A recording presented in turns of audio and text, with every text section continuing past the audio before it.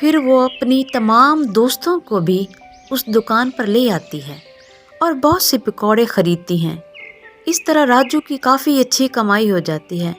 اس کے بعد وہاں اور بھی زیادہ اس کے پکوڑے کی مشہوری ہو جاتی ہے۔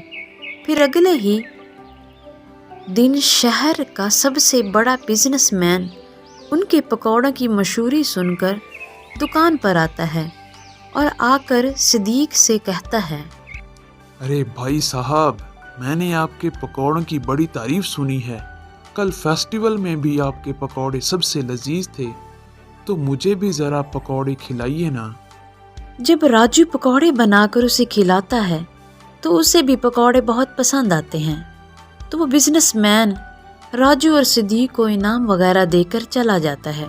پھر تھوڑی ہی دیر بعد فیسٹیول لگانے والی ٹیم بھی آ جاتی ہے اور راجو کے پکوڑے اتنے مشہور ہوئے تھے کہ فیسٹیول کی ٹیم بھی انہیں کافی انعام و کرام سے نوازتی ہے۔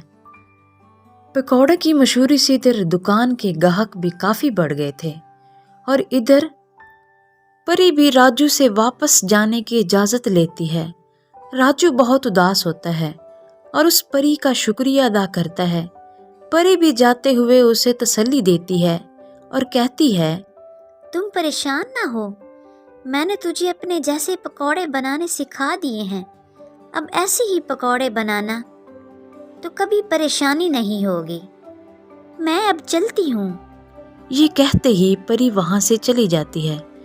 ادھر اب صدیق پکوڑوں کا ایک بڑا ریسٹورینٹ بھی کھول لیتا ہے اور انہیں کافی اچھی کمائی بھی ہونے لگتی ہے اور اچھا منافع بھی ہونے لگتا ہے۔ پھر صدیق راجو کو گلے لگا کر کہتا ہے، بیٹا، مجھے تم پر فخر ہے۔ شاباش بیٹا، تم واقعی بڑی کام کی چیز ہو۔ اس طرح وہ دونوں ہنسی خوشی رہنے لگتے ہیں۔